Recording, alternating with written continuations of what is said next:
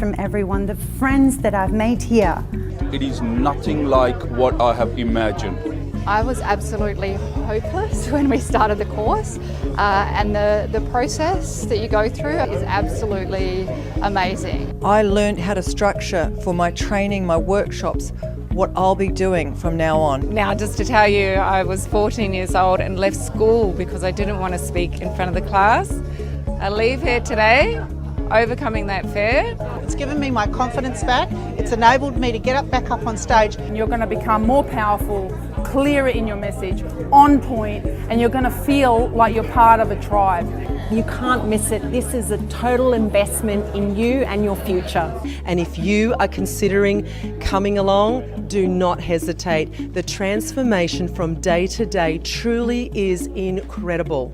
If you're looking to get your message out, I highly recommend that you join Sam and the team for their boot camp. Powerful, spectacular. Incredible. Awesome. Fantastic. Amazing journey. You've got to come. You've got to be here. Try them. Honestly, it'll change your life.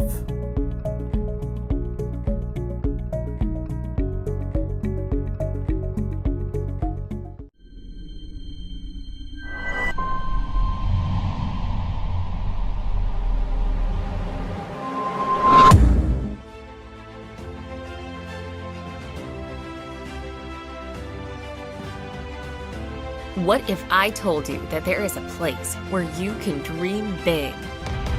A place where you can learn how to be an influencer. A place where you can collaborate with others. What if I told you that there is a group of people just like you? A group that's committed to make a positive impact. A group that believes in what's possible for the future. What if I told you that we can help you make a difference? We can arm you with the right tools to never be underpaid, undervalued, and underrecognized. What if I told you that you can join today, like right now? It's time to make a difference. It's time to shine. This is Speakers Tribe.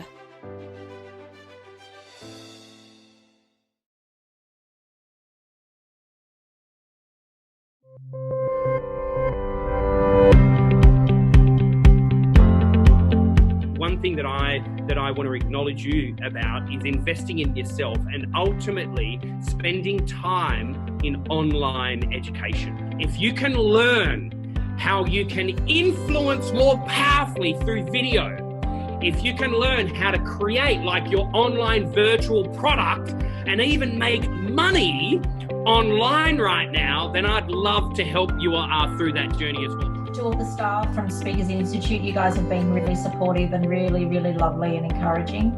But to everybody else, for all of your honesty and your courage for stepping up here and just giving all, because I've learned so much from every single one of you and it's just been really, really good. I just wanted to say, being out of the workforce for 6 years, looking after little kids, and this is the first course I've ever done, and it was astounding. It blew my mind. It was beyond my expectations, and thank you, Kate, for the feedback today. That was brilliant, and it's given me the confidence to back myself, because I didn't have that before, because you know when you leave for a while and you come back, it's all a bit dodgy. So thank you. Sam, thank you.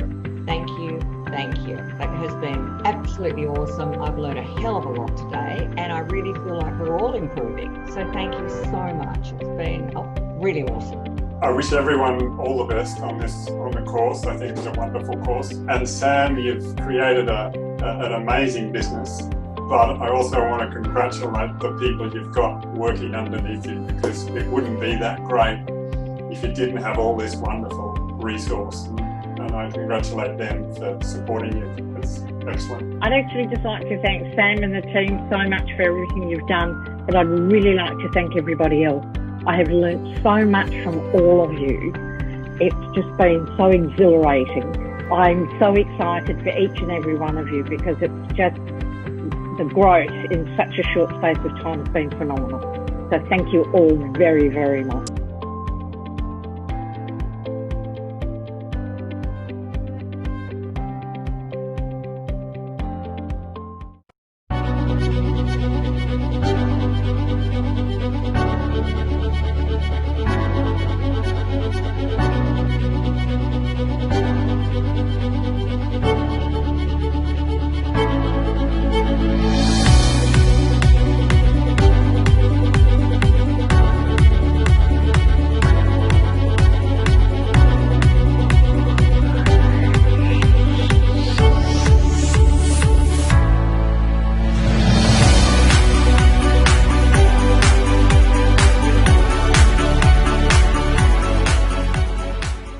Hey guys, Sam Cawthorn here, CEO and founder of Speakers TV, and wherever you are in the world, we're so glad that you've tuned in to this episode here on Thursday. We have brought to you some of the best speakers in the world, and I'm super excited that you made the decision to tune in. And in this episode, we've actually brought to you some of the best speakers in the world to really help you to learn this as your powerful instrument to get your voice out in the world. And if you don't know what your message is, you don't know what your story is, then you have tuned in to the right TV show. And so here at Speakers TV, we've got an amazing collection of testimonials of people sharing their best practice, but I know that you'll get an amazing value from this episode. Welcome to Speakers TV.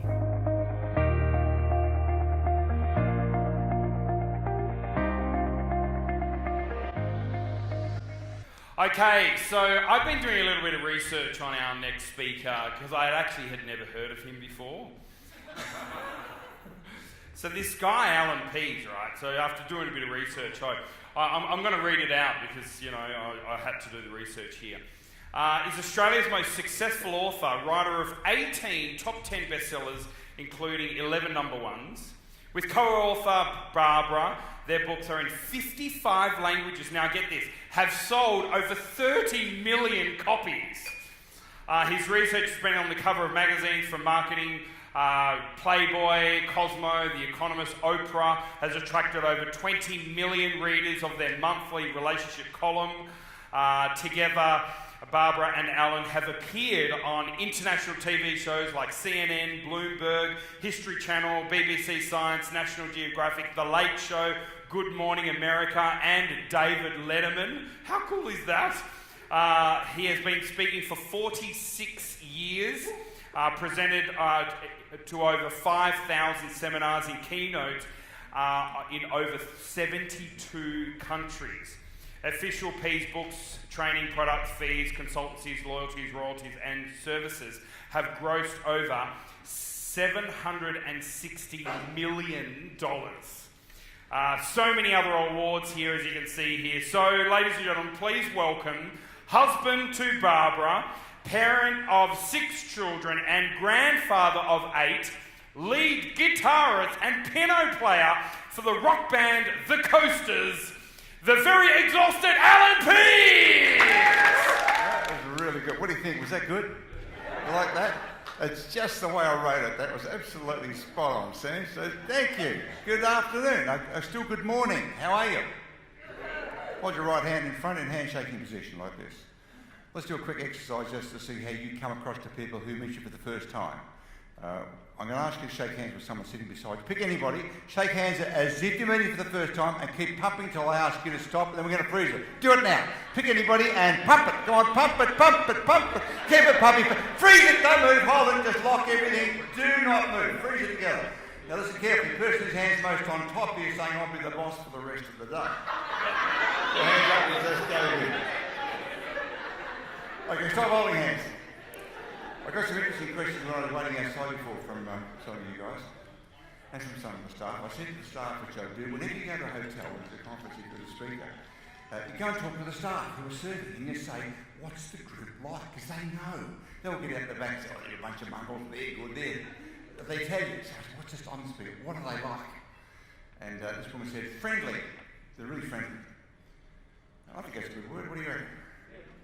I didn't realise how friendly till I went to the men's toilet just before. Now, being in the speaking business as long as I've been in so many places, there is nothing that has not happened to me. Good, bad, and every other way. I've been arrested 3 times, I've been beaten up by the police twice in the Middle East. So there's nothing that hasn't happened to me over this time. I'll share some of these things with you as we go on. I went out to the men's toilets before, ladies, there's 6 cubicles at the back, and there's nobody out there, I'm just making sure everything's in the right place. And the end cubicle had the door locked, and I could see some shoes under there. That's me and the shoes. I don't know whether it was one of you blokes, but it's me and the shoes. And it's dead quiet.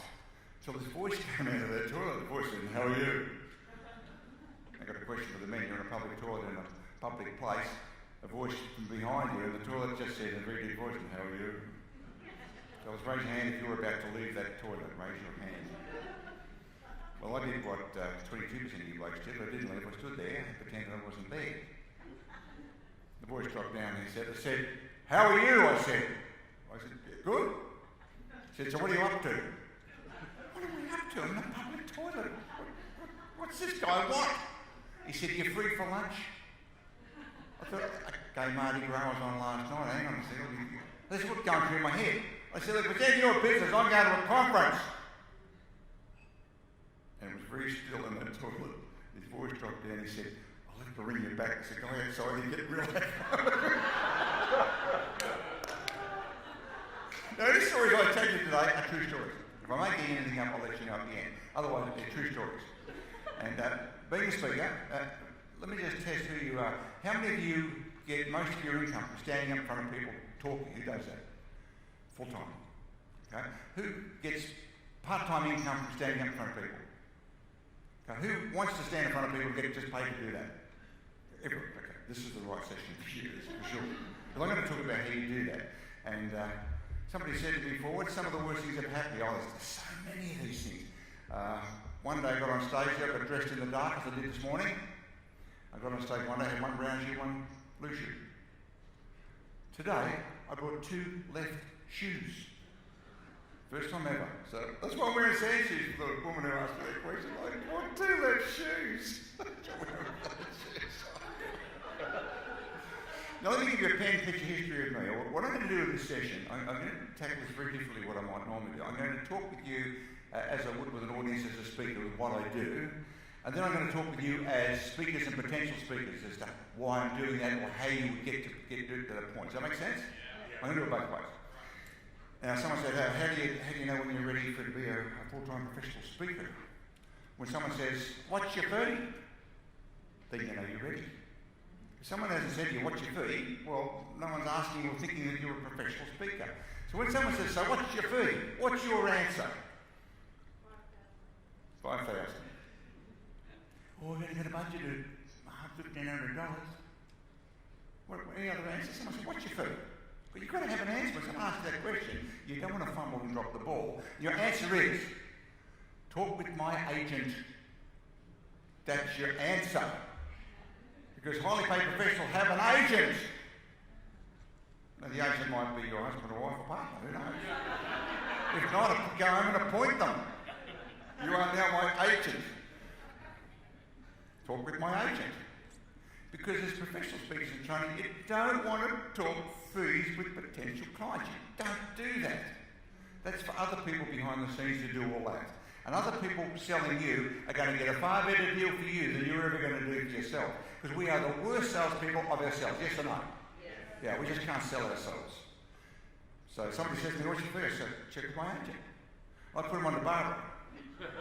And she's my agent. She's like if I say there's a rabbit in that bush over there, she goes there, she gets that rabbit, she comes back with a deal. I wouldn't have thought, I wouldn't imagine, I probably would have talked myself around because we're bad salespeople of ourselves.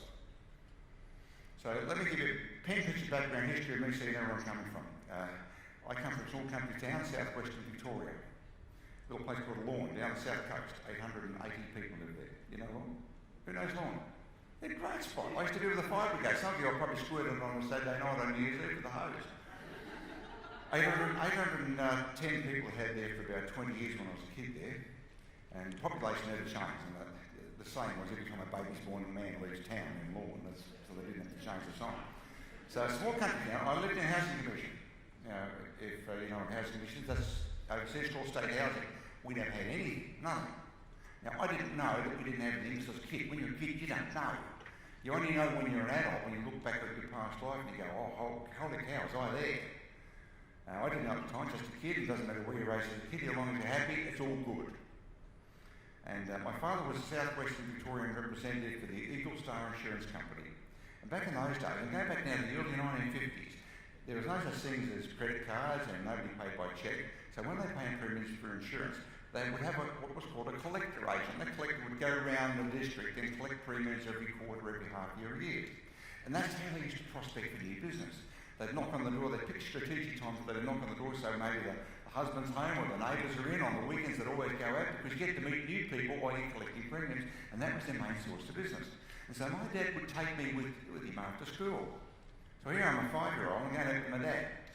Because when you got a kid, you get in. I was a sales prop. Now, there was always women answering the door, and he was a young, handsome bloke in his 20s, so he took me. So gave him a great chance of getting a yes to get in. And we go around with a cheque to deliver. When they send out a policy that would mature, I remember one was £3,000, a lot of money. He had this cheque for £3,000. I had to go to the street. We went right up the end of the street, knocked on the door, and I said, Dad, that's not the right number. The number's up. He said, no, just stick with it. And the woman opened the door. She said, there's your £3,000, Mrs. Dawson. And she took it. She said, oh no, Mrs. Dawson lives up the other end of the street. And she's holding £3,000. It's probably worth about $40,000, $50,000. So what does she want to know? Why are you giving a cheque for this much money to Mrs. Dawson? So suddenly he's got a prospect. So we just knock on every door up and down the street, delivering this cheque for £3,000. Now, if he couldn't get in, he'd say, would you mind if Alan has a glass of water, or can you use your toilet? So I spent 3 or 4 nights a week peeing in people's toilets and drinking water at a furious rate. But I got the opportunity to sit around negotiating tables with my dad, watching him negotiate for insurance. And he used to listen on a little record player, these big 78 vinyl things made by people called Earl Nightingale, and guys that go back as far as right back to the 1920s, they're all training, and the insurance agents of the day were the cutting-edge salespeople. They learned all the communication skills off these vinyl records. Dale Carnegie was one of them. And he'd sit around playing these, and I'd sit around listening to them all, and he'd take me out and he'd say, look now, when I'm presenting the policy, if the premium's too high, you just watch the people. If they don't like it, they'll say they just make them move backwards, they might cross their arms, put their hand on their face. And he taught me all these things as a kid, so I thought this was perfectly normal, you do this. So it made sense that at 11 years of age, I got a job knocking on doors selling sponges. 2 shillings each. I go to the upholsterers, they have all this rubber left over, I cut it in squares. That was in the days when people washed their windows with a cloth. And I would go door to door with a bucket and demonstrate how this would soak water up, and you could buy this for 20 cents. And I discovered pretty quickly, and my dad taught me how to do this, every 10 times my knuckles hit that door, 7 doors would open if I did it between 3 and 5 after school in the afternoon. 7 out of 10 would open. Out of the 7 out of 10, 3 wouldn't give me a chance to get through the presentation. They'd say, be a kid or busy or what do you want? And 4 would listen, and 2 would say yes, and I'd sell 2 sponges like at 40 cents. So I figured out pretty early that every time 10 times my knuckles hits the door, I get 40 cents. It didn't matter whether they answered the door, whether they were home, it didn't matter whether they said yes, no, invited, it didn't make no difference, did it? If I knocked 10 doors, I got 40 cents. And with 40 cents, I could take Cheryl with the blonde hair down for a milkshake, and she'd recognise the greatest guy in school. So I didn't want the 40 cents, I wanted Cheryl with the blonde hair. And the 40 cents gave me access. Now, right through my teenagehood, I sold pots and pans door to door, right across Melbourne. I moved to Melbourne as a kid, and I sold pots. I was the king of pots and pans in Australia, and making lots of money. It was terrific fun. Playing law of averages, numbers of averages, how many times you knock on the door, and how much you end up. And that's the bottom line with you too. It's the same thing. If people don't know you, you've got to knock doors. Someone says, drop dead, go away. No, we booked, no, never heard of you, and blah, blah, blah, blah, blah. Won't call you back. Doesn't matter. It's all, there's a statistic there somewhere. If you knock enough doors, you're going to get a yes.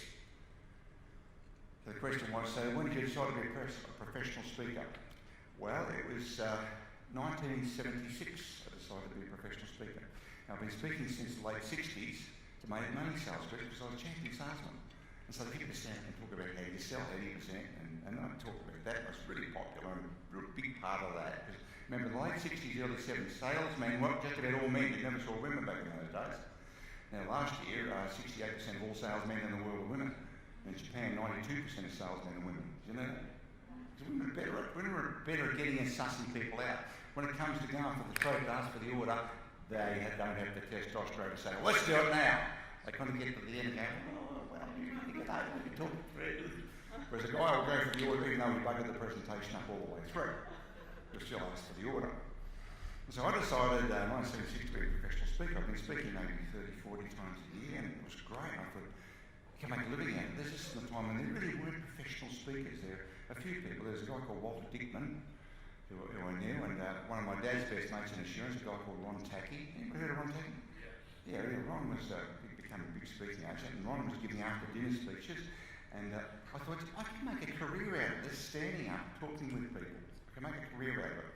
And in 1972, I put together on a brand new technology, I went into high tech, a thing called audio cassette appeared. And on this audio cassette, you could have all this data up 2 hours on this little spinning thing, and I recorded a 4-pack, which was manufactured, was sold for $72. They got a Sony player with it, because no one had a cassette player, never seen such a thing. And they sold like hotcakes, and that's when I discovered backup products, which raises the question, should you have a book? Who's currently got a book, a written book? Raise your hand. Who's got a secret ambition to write a book? How long is this going to be a secret? How long has it been a secret? When are you going to write this book? Why are you procrastinating, sitting in this meeting, saying you haven't got a secret ambition? Write the thing. Yeah, but what's the hardest part? Hardest part is the first line. Now, every one of my books have written 18 bestsellers and 11 number ones. I'll tell you why. I decided only to write number ones. I decided to write number ones. I've had 11 in a row. How do you do that? It's a technique to it. I'll explain it to you shortly. You've got to make the decision to do that. Now, to be a professional speaker or train somebody who stands up and speaks like this, you must decide that's what you want to do. This is what you will do. How are you going to do that? You've got 6 kids, you've got mortgages. Doesn't matter how you're going to do it. That's irrelevant. That's a technical detail. This is what you will do. Does that make sense? You decide the what and not the how. Now, most people spend their lives deciding how will they do this, how will they do that, and they get demotivated after 2 or 3 days and nothing happens. That's why most people don't do much. They're deciding how will they do this. If you knew how, you would have been doing it already or done it, true? So you decide what. Now, that was such a powerful thing. I wrote this book. I'll tell you a little bit more about this later, called The Answer. Number 1 in Japan right now. Big market, Japan, over 30 million people. Hit number 11 in Germany on his first time out. Now, they're in 55 languages. Why are they in 55 languages? Decided to write for every language. How do you do that? Every time you write a sentence, you say, now, can this be translated into this language? Can it be put into Afrikaans? Can it go into Icelandic? Can it go... Somebody sitting over there in China reading this, do they get it? And if they don't, change it or leave it out. So I only write something in every... Because money in books is horizontal, not vertical. If you can do horizontal and vertical, that's all better. Horizontal and vertical. Only write things that can be translated everywhere, otherwise you'd be stuck in your own market. Make sense? So we did books in 2 ways. One is in the Southern Hemisphere for 40 years, we self-published. Why did you self-publish? That was a smart move. No, I couldn't get a publisher to publish it. I'm walking around this thing called body language. Nobody ever heard of it, never heard of me. I'm like 24 years of age. And they said, no, never heard of you, mate, never heard of the subject. Is this about sex? What's it about? And nobody would publish it. Closed market back in the 70s.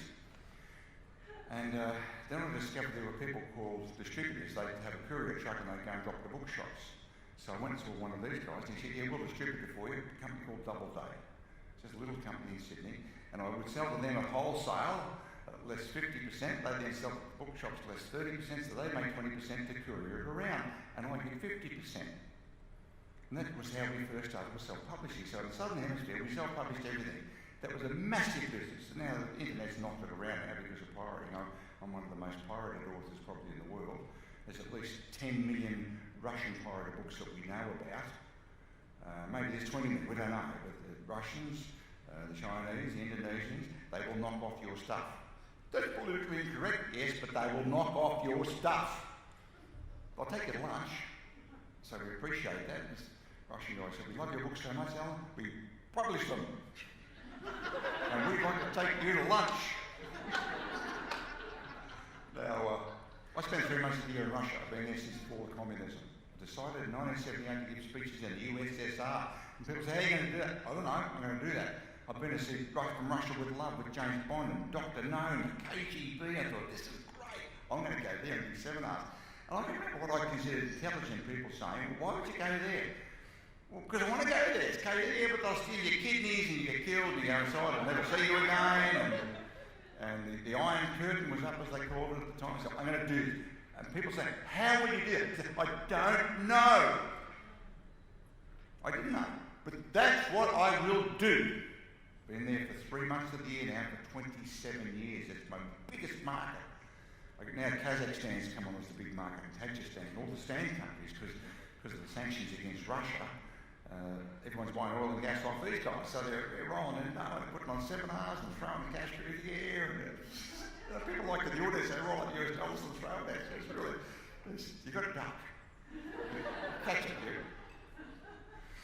So how'd you get to Russia was the question. I've decided to go there.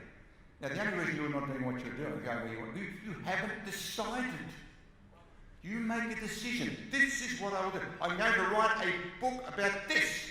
Well, how are you going to do that, Alan? You failed English at school, you never was much good in class. I don't know what I'm going to do, but that's what I'm going to do. The minute you decide the what, the how appears, which is what the answer's about. I'm going to talk a little bit about that too. I'm going to show you as a speaker what I might do. If you've got any questions or things, we're going to be here during the lunch too, by all means, so just ask me about it. I'll tell you about it.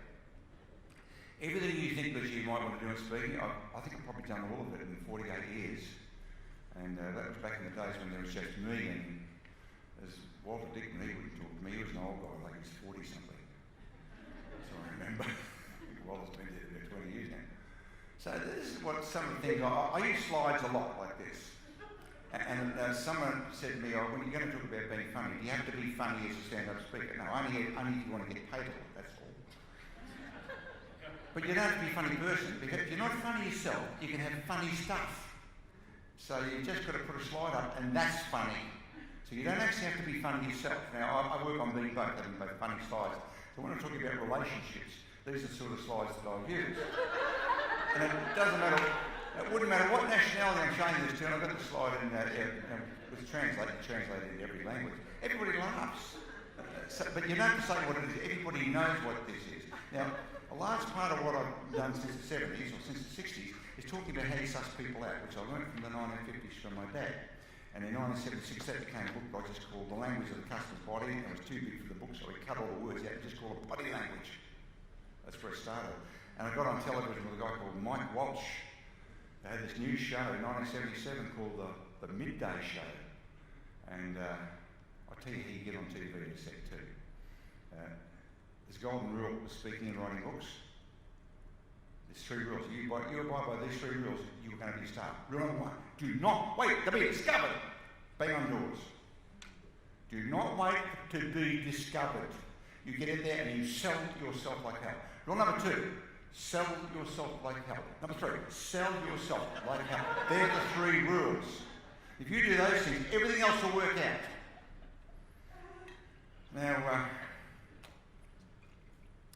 I'm going to talk about these 3 books in particular, because these are 3 big ones, but the answer's booming at the moment. That's new.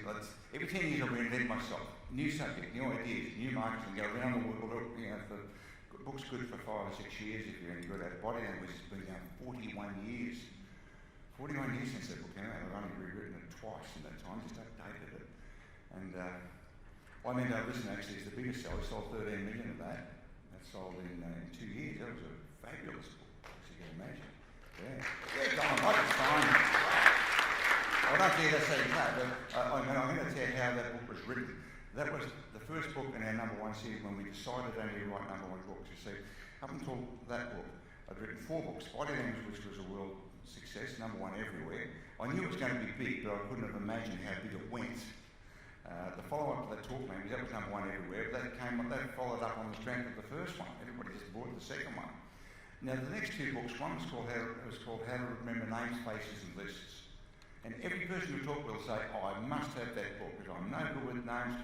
How many of you agree that you should read a book on how to remember people's names and faces and lists? Okay, but how many of you went out and bought a book on that? Nobody does. You will agree, yeah, I should have it. And if I'm here talking about that, you'll say, give me that book. But you will not go to a bookstore online or physically and say, I must have a book and I remember it. You just don't do it. But I wrote that book because I knew you should have it and you agreed, but it was a hard sell. We sold 200,000 copies. That was a lot of books, but it was a hard sell. We flogged it to death in the media to get people to go and buy it.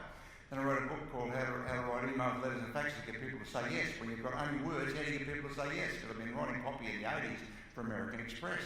All the junk mail you used to get if you're like, someone's come up with me. So we put out a book on that, and everybody, who agrees you should have a book on how to write emails, letters and faxes to get everybody to say yes? But you don't go and buy a book on it. You might have to trip into a course on it, or hear a speaker, but you don't go and buy a book, but you should have it. So we decided after that to only write books that people really wanted. Rather than write books we reckon you should have, and you'll agree you should have, we're going to write books that you want. How to make $1 million by the end of next month. Who'd buy that? I haven't written that, but it was out there, it was for sale. I'm sure a lot of you guys would go and buy that book. How to get more power, love and sex beyond your wildest dreams. Who'd be interested in something like that? Everybody! So we decided any of our books people would knock us over in a rush to get hold of rather than what you should really have. Does that make sense? That was a massive turning point. I'll explain shortly why we made that massive turning point. Okay, now we're talking about human communication. These are some of the slides I might use. Depending on, you've got to pick the audience. You wouldn't show this in Asia because they get a bit embarrassed about this.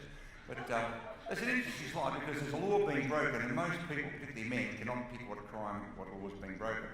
What law is being broken? Is she not wearing a helmet? No, there's no helmet. It's clearly it's a breach of law. No helmet on her head. So that sets the audience up for, are you seeing the detail of what's happening in a circumstance, or are you transfixed on what you actually saw? So for example, when you see this, are you looking at a happy couple with a baby, or can you read into the scene to see that there might be other hidden messages in there that maybe the average person can't see? See, so I don't have to personally be funny. I can put up stuff that you think is funny and you'll discover the answer yourself. Okay, you've just met this couple. What's the first thing you notice about him? Okay, raise your hand if you saw the spinach in the tooth. You cannot get your eyes off that spinach. You look at the guy, you're making assumptions that he's a dirty mongrel with his teeth. You haven't noticed he's only got one ear. So a slide like this demonstrates that you're probably missing the big picture of what's happening around you while you're focusing on little stuff. Same with this one here. Met this couple. So you can't stop looking at the guy's teeth. Yet she's got 6 fingers on her left hand. Nobody notices these things. This guy's standing outside your office. You've got a two-way mirror. You're looking at the guy outside. You don't know who he is. He's just asked for you by name. Wants to see you. And you're making assumptions and assessments about who the guy is. Because that's how you're going to behave with him, how you're going to treat him. What's his job, do you think? What do you think he does? Yeah, something to do with finance, computers. It could be a model.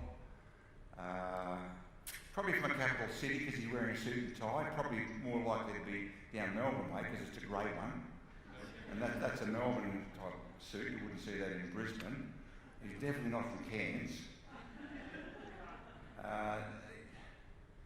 Who would give him a fair hearing for a couple of minutes? Raise your hand. Yeah, okay, so you're happy with him. What if we change his appearance? Let's just put one thing. Let's add a glove. What's his job?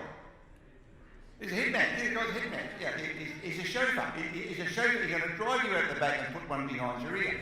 And so, the minute you put the glove on, you're making assumptions about what's this guy about. So when you're dealing with him, you're standing further back, you're giving him less eye contact, you're more sceptical of what he's saying, and you're more cautious about it. All we did was put a glove on him. Like, what emotion are you getting here? Who said love? Who says love? What sort of love life have you got at home? That's love. The Lord gets that. Okay, aggression. Who sees aggression or anger? Raise your hand. Okay, let's change it. Let's put a hand in. We just changed it there at love. You're holding it. So all we do is by changing one thing, and I'll use these slides to demonstrate, like rather than explaining to someone what I'm going to say, articulating with language, I can use these things which gives the clear picture of what's going to happen next. What's going through his mind? What's an interesting one? Body language is an outward reflection of your emotional condition. So it's showing what you're feeling. So whatever feelings and emotion you have is likely to be reflected in gestures, movements, postures, expressions and so on. So the art of reading body language is very simply, you're reading a person's emotional condition. Then you look at the context under which it's happening and the circumstances in which you see it, and it allows you, when you're good at this, to figure out what could be going through their mind. That's pretty much how it works. We know that women are 2 to 3 times better at doing this than men face to face.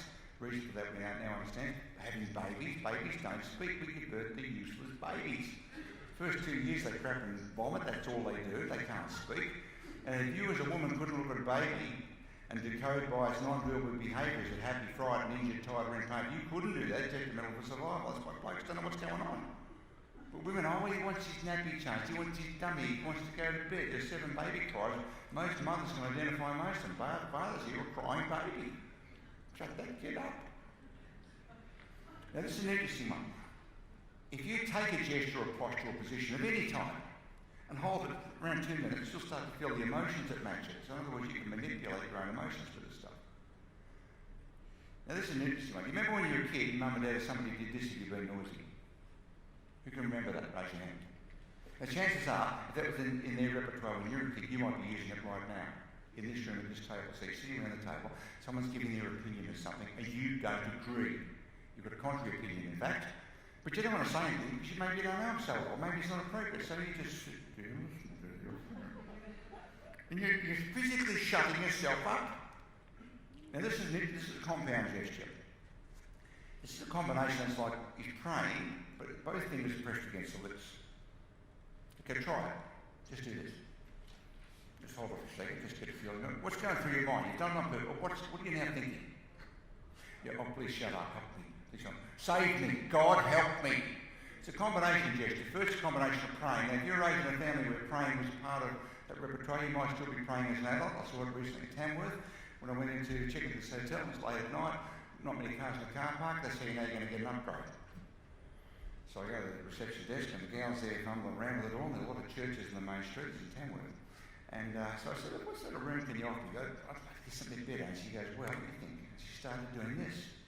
So that tells me she's been raised in a family where praying is part of it. I don't do this. I wasn't raised in a family where praying was part of it. So she started it. Then I immediately talked about the churches and how, and she's a member of the local Catholic church and she's on the committee. And now so she gives me the penthouse.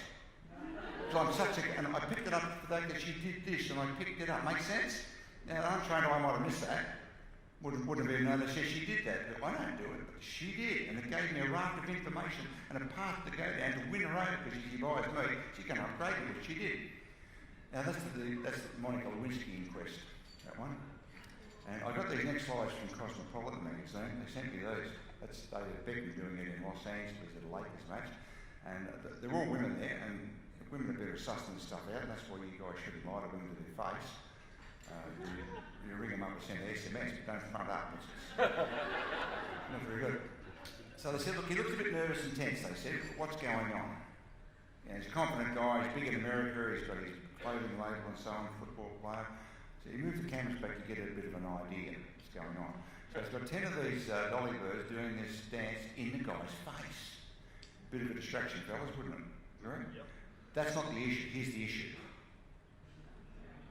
The issue is sitting with his wife. He's studying his face to look for one wrong eyebrow move, one wrong cheek move, and he will be severely punished at the appropriate time.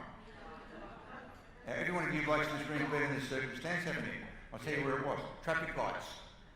Got your beloved beside you, you're waiting for the lights, and here comes Miss Hibbs, who's just your type, and she knows that she's got a miniskirt and she's about to waddle past the front of your car, and you're supposed to pretend you didn't even notice. So you start fumbling for the radio and looking around for stuff. I don't see anything. Is it what you're trying to say? Does it work, ladies? Does it work for you? Convinced? No, you're not convinced. You know what's going on. Now, as they file past, he's gone into fake meditation here. The fake meditation is good. That says, I see nothing, I know nothing. And she's very, very concerned about... Now, something's clearly going on with these two that's making her look as concerned about these dolly birds wandering past him. And he's trying to pretend he sees nothing. These paparazzi shots. See, you didn't need to know any conversation there. You knew exactly what was being said here. You can probably even predict how these events, what led up here, and I bet you can tell what's going to happen when they go home. He will be punished. Punishment number 5 in Why Men Don't Listen. We identify the top 5 punishment women give men in a love relationship. And the top 5 are identical in every country, every culture, whether they're Afrikaans, Indians, Chinese, makes no difference. Top 5 punishments that you guys will receive from a woman when she doesn't like your attitude or behaviour in public. You want to know some of these? Okay, the second one. She sends you guys to sleep in another room. I don't like you, so get out there on that couch or in that spare room. So women everywhere in the world sending guys out there. And women in the world sincerely believe this is some kind of a punishment. Fellas, you've been kicked down on the couch or in the spare room. Is this a punishment for you? No. No, it's like camping. Your quote was secret. Yeah, it's like camping. Like he's alone on the couch with a remote control. What a start. Kitchen full of food and drink. Woman's promised not to talk anymore. I mean, how much better can life get? Ladies, if you're sent on the couch for you, that's a punishment you don't like it. For us, it's a bonanza, camping. You want to punish the guy, make him sit down on a chair and discuss his feelings. I'm not doing that. So let's sort of little bit about the answer. This is my favourite hot current topic. It's a departure in many ways from what I've done in the past, but it's my 5th decade reinvention. And every 10 years I'll reinvent with a new topic under the same general umbrella. Now, most people know me as Mr. Body Language. Yeah, I was given that title in 1978 by American Reader's Digest. I did a cover story from one of my book, and they called me Mr. Body Language. That's a good title. So I got that one, and I put it everywhere. So when somebody says that, they associate it with me. I become a specialist in that. Even though if I have to talk about body language again, I'm going to slash my wrist. But doing this since the 70s. However, market loves it, and that's what I do. Market wants it, customer wants that, you give them what they want. Here's how this works. Between the ears here, right there, about there, just put your finger on that spot there. Back of your ears, there's a little golf ball size thing about that, looks about like it's round. It's made of neural tissues and fibres, nerve endings. It's called reticular formation. Now, medical science has known about this for about 50 years. They never quite understood what to do with it. And what I've done since the early 90s is taken science. I was one of the first to talk about MRI, how to apply to business. And I travelled around with one of the world's top geneticists talking about how this, and more, he wrote a book called Brain Sex. And then showed how this applied medically. And I thought, hello, this is what I want for business. So I applied business to it and took that, and out came why men don't listen when we can't read maps. A science-based reason why we're different. And it happened at a politically correct time where you're supposed to go around pretending men and women are the same. Now, that little reticular formation is interesting, though. It's the command centre of the brain. And this is what the answer is about. So every experience you have, everything except smell doesn't enter through this, but everything you see, feel, taste, touch, goes through that command centre. So it picks it up in the command centre, then it distributes it to the brain in as part of where it needs to go, like that. That's how it looks. So a sensitive part of the brain's got to deal with it. Now it's a bit of hardware that we're dealing with here. It's a bit of hardware, software. So let's just go back to it. That's the hardware there. It's got an operating system, just like your computer. You might have a PC, or you might have a Mac operating system, or on your phone, it's got an operating system. This has an operating system too, and this is what the answer is about. And so what I did with this, I pulled together everything you know about motivation, about getting things done, about achievement, everything I personally knew as well, and explain using simple science why that happens, why success is not an accident, it's on purpose. Now, Pauline, the last speaker, was talking about that too, but this is what she was doing, but she doesn't actually know all of it, that that's what was happening. I'm going to show you the mechanics of this, how this works. So the operating system looks like that. That's an X-ray of it. This is called the reticular activating system, called the RAS for short. Who's heard of that before? About 5% of people heard of it. It's about 25 to 30% here. That would be right with a group like this.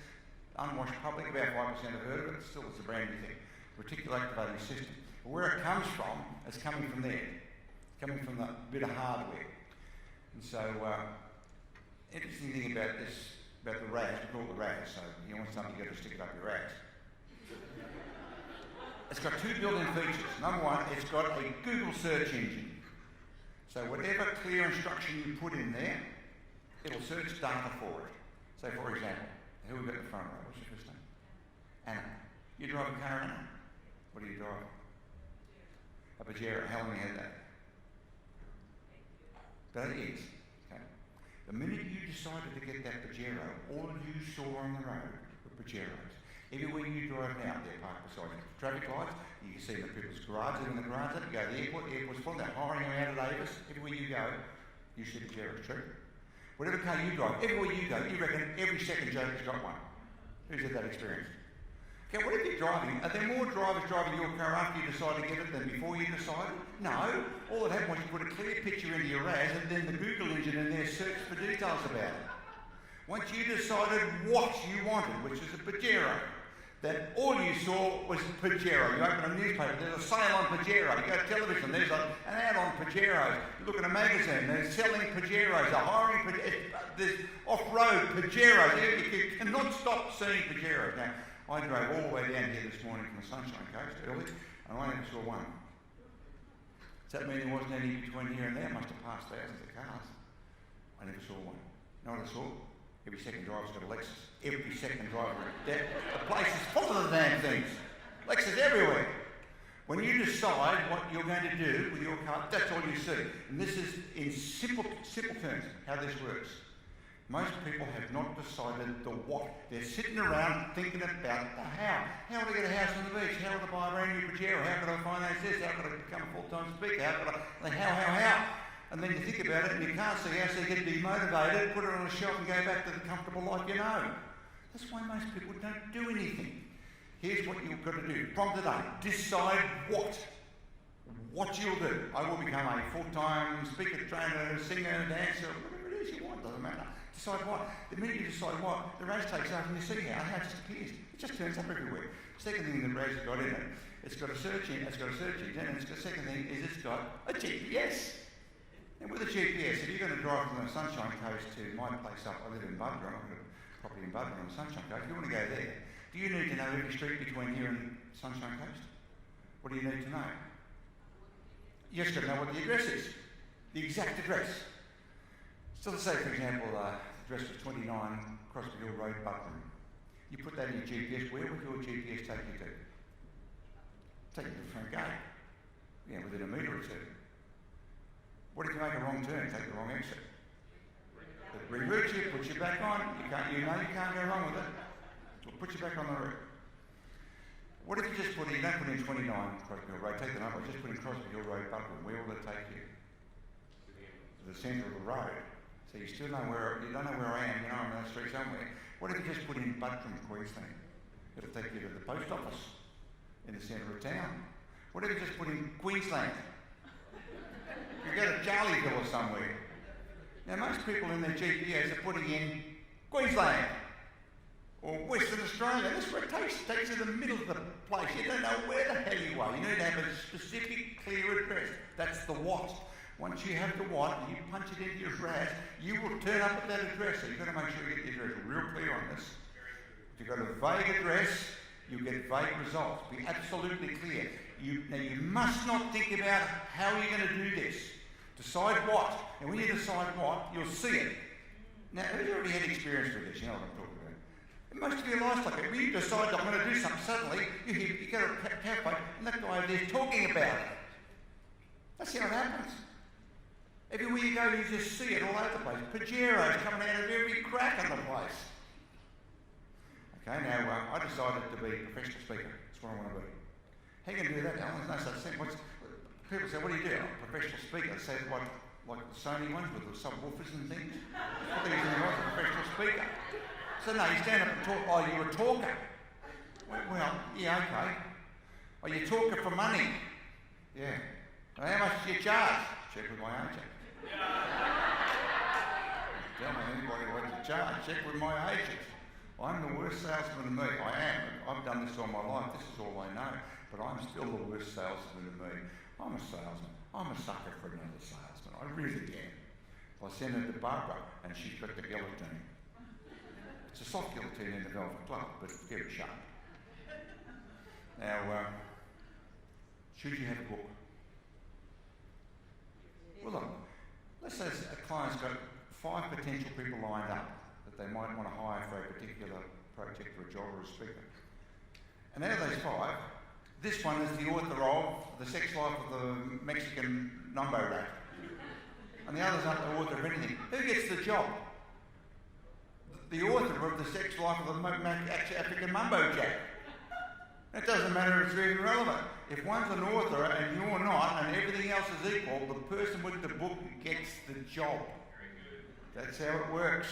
Now, the book doesn't have to be any good. Americans have proved that over and over. Putting all this crap and this rubbish out. What the hell's this? But they got the job. I know well-known speakers, I meet these guys all the time, all around the world. They've got the crappiest book ever, but they've probably got a great title. It's got a great title, a crappy book. Now, if you write a crappy book, no one's going to buy your next one. You can get away with big PR the first time, but no one always buys the second one. That's what happens. I make sure every book is so good that they want to buy the next one. That's my next market. So I keep doing it. Good titles, good books, next market. So you have to have a book, yeah. So when I write a book, what's the first line? First line of every one of my books. The very first line of every book. Why I meant down this, the first line was. And it's every single book. See, the hardest bit is getting a bit of paper and starting. Now, I now key on my books. Sometimes I'll handwrite, but keying, There's reasons why I explain in the answer why it's better to handwrite than key. The first line of any book that you write should be, once upon a time. Because you know that line, don't you? You've heard that since you were a kid. You sit down with a piece of paper and write once upon a time, and then it'll just appear. Once you've decided, I'm going to write a book, I'm going to be a best-selling author, not just write a book, I'm going to be a best-selling author. If you don't say that, you will not be unless it's an accident. The 32nd man and their dogs producing stuff at such a furious rate now. And when I say best-selling author, I'm talking about a real best, not an Amazon best-selling author. I'm talking about a Times, New York Times, London Times best-selling author. I've done 11 of those. That's the real one. You know what? No, you know, because they bring semi-truckloads of money and throw it on your lawn. That's how you know. Which is before the housing commission, I think that's really cool. It took me 20 years to work out what to do with it. I didn't know. I still find myself, like when I was a kid, we used to have, when you put butter on the toast, you have to scrape the extra butter off, it's too much to put it back in the container. I still find myself now, pushing 70 years of age, still doing those things. I have to say, Ellen, you don't have to put the butter, no. I'm a vegetarian, I don't do butter, but I don't have to put the butter back. Okay, so once upon a time, men and women lived together in harmony and respected each other and their natural abilities. That's the first line. Now, I think now I've moved into page 3, so the final copy might have moved around a bit. But everyone I book, once upon a time, that's where you start. You decide to be not an author, a best-selling author. Go for broke here. If you don't make that specification, your brain won't find the ways of becoming a best-selling author. Make sense? You'll just be an author, which is still good, because if you're an author, the other 4 aren't, you get the job. That's how it works. Okay, now, being an author establishes you as an expert. Because you wrote a book. By the time you've written writing a book about a subject, if you're not an expert at the start, you're going to be at the end. Because it forces you to become an authority on that, just like a journalist. Most journalists are experts on lots of subjects because they're forced to research in-depth information to find out about it. So now you've got a book. How many books do I have to have? You only need 3 products to be a professional full-time speaker. 3. You need a book that establishes your credibility as an expert in that field. Your book, when you write it, starts off with once upon a time, and then you write it and you say, will the Icelandics understand this? Will the Chinese get this? Will the Muslims understand this? Will the Afrikaners get it? If it doesn't, modify it, change it so whoever's reading it, because you want to go horizontal. Because it's a good book, you'll sell it horizontal in 55 languages, I think 190 something countries, whatever, 100 countries.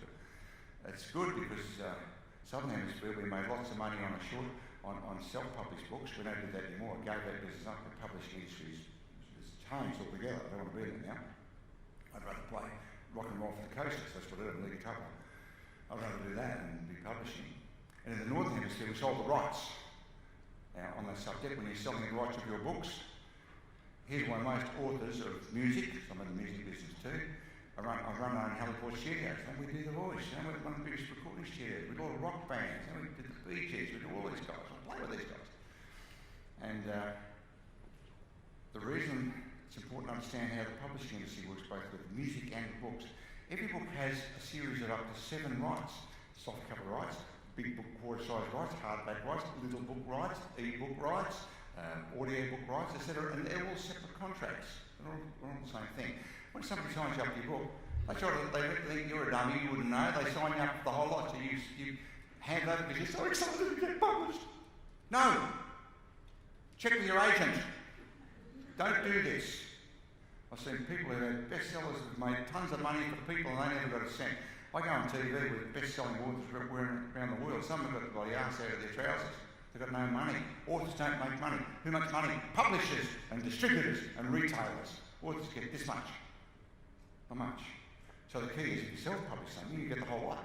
You get retail, you get publishers, distribution rights, you get printing rights, you get the author's rights, you get everything. Now, if you're going to publish a book, put it in hardcover, not softcover. Cost you an extra $1 to put a hardcover on this. So a book like this, the answer sold for that. I sold this one, it's the first one I sold in Australia, Harlequin, and they published, I think they published about 40,000, which is strange, a lot of books. I thought I would have done better so far, but it's hard marketing, it's taken to live it. Preaching in your own parish is very difficult. And whereas in Russia, I can sell a million just like that, straight up, because I come in and play with a briefcase because I'm an expert. Now, it costs $1 to put a an extra hardcover on this. So instead of a book selling for say $25, the soft version of this is $29.95, $30. For an extra buck on it, you'll sell that book for $40 for an extra $1. And if people like you when they're here, they're going to buy what you've got. It doesn't matter what's got hard or soft, they want you. And if it's a business audience, they would prefer if they're going to buy a book to have a hardcover than a soft one. Because how many of you have got libraries full of hardbacks? You probably never read any of them. Come on, be honest. We've all done. I just had it clean out of mine. I could have read boxes and boxes of stuff, half of them signed by the authors, because I met them at seminars all the time. Okay, so you've got your book, you've got a hardcover on it. Now, if you've got a $40 book, that gives you all sorts of options. So if someone says, we want to hire you, what's your fee? Check with my agent. So check with my agent, Barbara. So we've only got a budget of $5,000. Now, in Australia, for a keynote speech, I charge $10,000. That's it. Don't discount 10 grand. That's it. End of story. In Russia and the rest of the world, 50,000. Bigger markets, bigger audiences, more fun. So this is a market that suffered very badly in Australia. And so we've only got 5,000. So 5,000 comes out of the conference budget. We're selling $5,000 retail where the books that comes out of their training budget, a separate budget. The guy writing out your check for $5 grand says, I'm sitting here at $30 now as an accountant and you're getting $5,000 to stand up and tell jokes. That's what happens. They get cranky. It's 10,000, that's out of the question. So if you've got products, you can then contra it off against your fees and they write out a separate budget, comes out of their training budget. And you say, write it out of your training budget. They never thought of that. They've got budgets for training, for hardware, for gear, for books, for audio, for video, for downloads. And you write it out of there. That gives you flexibility for negotiating to keep everything up high. And that way you don't have to cut stuff along to make back room size. You don't have to do that. So you only need three things. You need a book. You need some sort of an audio or video.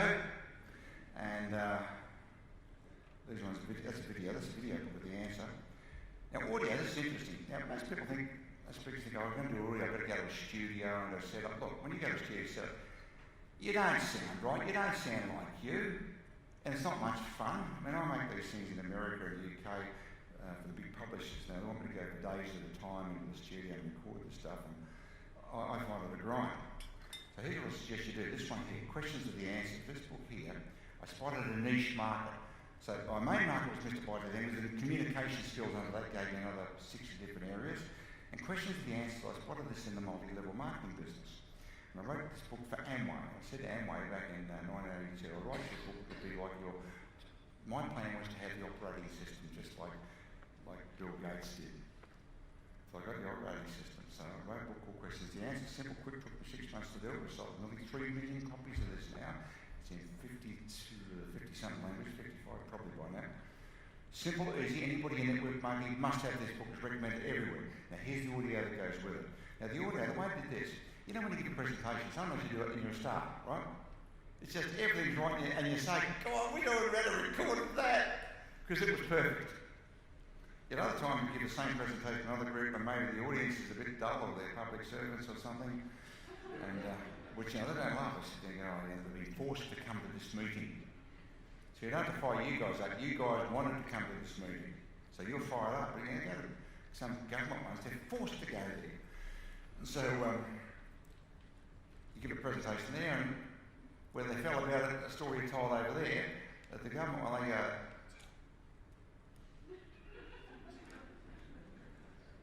who understands what I'm talking about here?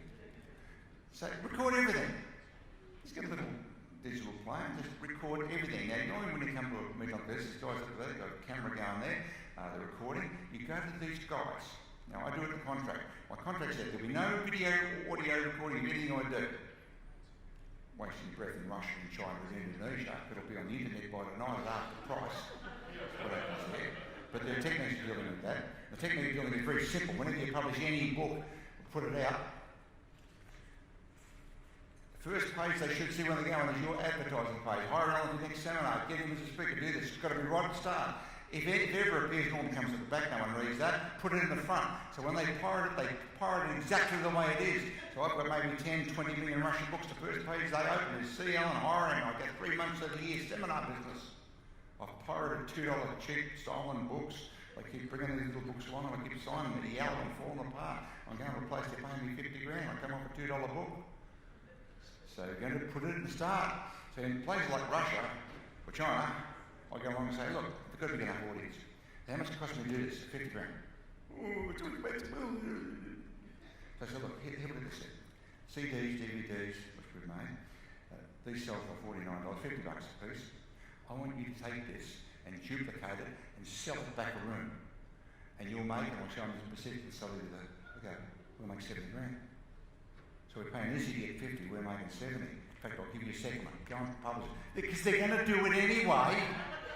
Doesn't matter what you say, they're going to steal your stuff. Get that clear. Your stuff will be stolen if it's any good. And you want it stolen.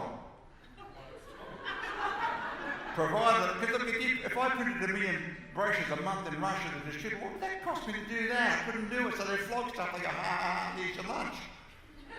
And I've got 1 million pieces a month going out there, and I'm hired by everywhere, it's unreal. And I spend my time with Putin at the bloody Kremlin giving me seminars off $2 books. Now, this question the answer. This is a combination of 4 seminars. 4 sessions I did in the same session, and I probably had about, maybe I recorded about 10 or 12 of these.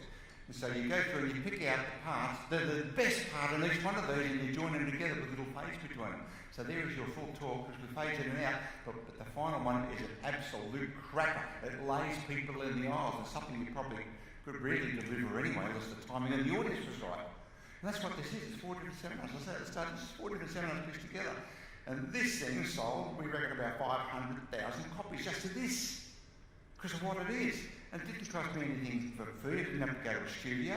Now, my contract says you can't record anything, but here they're recording it for archives. Yeah, right. Come on, pull this one, Zara. So you say to the audio guys, the video guys, we say to the guys who are running, you say, look, okay, you can record it for your archive purposes. They want to keep it for people who didn't turn up using companies. You know, they know not to go and duplicate it, not in Western countries at least. Anyway, in Europe they won't do that. Japan certainly don't, but other places they just steal a lot.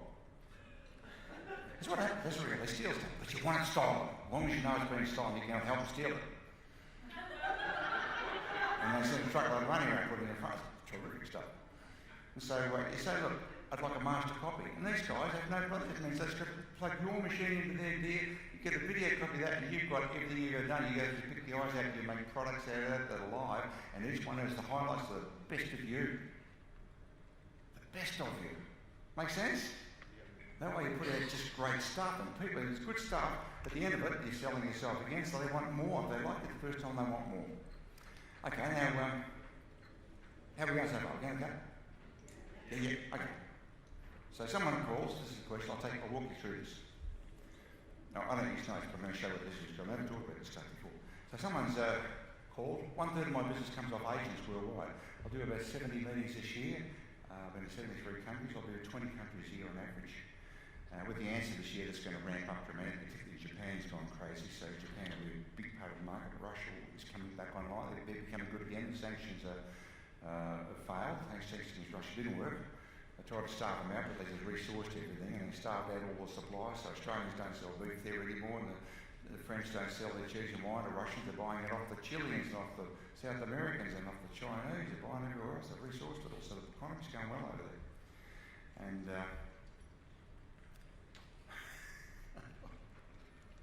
sorry, I know what's coming. So I said, what does it cost? Talk to my agent. So we talk to the agent.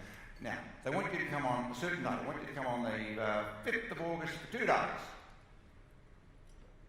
They have to discuss fee. What's your fee? Well, let's work out what you want Allan to do. So we want to get engagement to find out who this client is and can we make him lock him in as a long-term repetitive client. What do you want him to do? We want him to do this, want to speak there, talk to these people and go to this lunch and stand up and I'll tell you what they want you to do. How much does it cost? Okay, well, I've still got to work this out. Let's see if he's available first. So now let's check my diary, and I am not available. If you're available, your price goes down. So, maybe I'm just sitting on the beach that day, who knows? But Barbara says, okay, 5th of August. You know when you go to the airport to check in and they get your name and they look at the computer and they go, and your heart dies? That's what happens. Like you're not going to get in the plane. Now, if they called you, they want you. You know that, they want you. It's just a matter of what it's going to cost to get this thing done. So she says, can you move your date? Oh no, I've got to come in from all over the Southern Hemisphere. It's got to be those days, okay?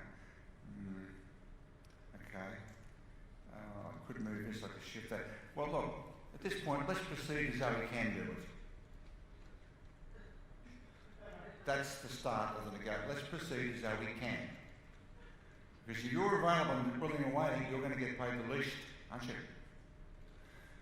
So we go through and fill the details. So okay, we'll send you out a questionnaire. So we send out this pre-programmed questionnaire. It's 4 pages. Ask the client every possible thing there is to know about their client, what they want to know. It's all the stuff that you'd probably be bored senseless. About 1 out of 3 clients fill it in completely, 1 out of 3 don't fill it in at all, the rest of it do sketchily. And it says things like, what's the point of the conference? What's the point of the meeting?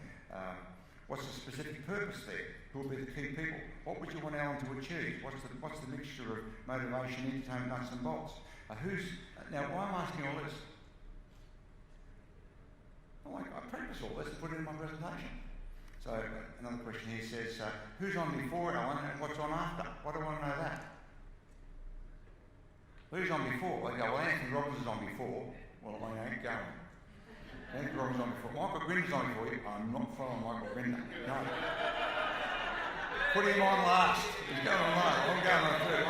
I'm going to catch the whole room that he can struggle. Because you don't want a pro speaker on before you. You want the chief executive on the economic reports, what you want. You'll only be up from there when you get on. What do I want to know what's on after? Well, I want coffee break or tea break. Why? Product sales. Product sales. You don't want to have just a gap between you and the speaker. You want to have before lunch, before morning tea, or before afternoon tea. That's what you want before, so people have got time to talk with you and product sales and you find out clients. Now, once the job's locked in, then I'll have a call with the client, and I'll go through and I'll read this just before they ring me, and I know all about that company, about them. And then I say to the chief executive or whoever I talk to the conference, what's your personal philosophy on this particular, I see that you've got positivity as your main conference theme, which one has. How did you choose that? Oh, because there's been a few negatives, we've merged with another company, it's all going backwards and blah, blah, blah, blah, blah. And then whatever this person says, if they're the person paying the bill or in charge, this guy, he said, an old cliche, he thought he was rich, he said, if it is to be, it's up to me. He said, that's my approach. He said, people buy you first. They buy everything. So I write all these things down. So when I get up and I'm speaking, what do you reckon I'm dropping in there? You know, people buy you first. They're going to buy what goes with you. They don't buy your own. And the chief executive saying, this guy's a bloody genius. So you ask the decision makers who put the conference on, what do they believe? And you write it down with inverted commas. So I know they said it. And then I practice those lines at the back before I go up, and I just drop them in as I go along, and the chief executives think this person is a genius. Because all the speaker really does is get up and repeat what the chief executive told them anyway, but you're someone new with a briefcase, so you're an expert. And a lot of them say, God, I can remember when I line insurance brokers, they remember, that was me, Terry Packer and Tony Gregg, for those who remember that. We ran that business. It was huge. And I can remember bringing along a speaker, I bring my speakers along to give them money, I say, I want you to say this, and I'd write lines for them to say, they get it and they say it. And my agent, my salesman would say, did you hear what he said? That was amazing, wasn't it? I said, yeah, can't believe it, somebody say that. Because if you say it, well, you said it, but someone comes in and says the same thing, it's genius. And so that allows me to lock in exactly what people, so when I'm saying something that people want to hear.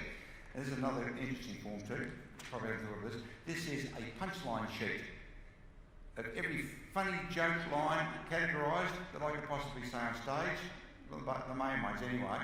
So when I go to a seminar, I write down the name of the client, the address, I write down what I think I might use.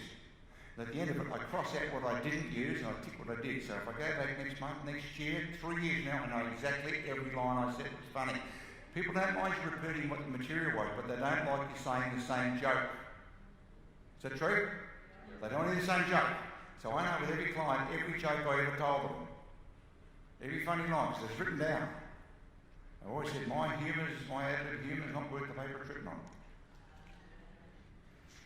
So this is every possible line. Like I say, every story I can say, every opener, every closer, how to deal with hecklers.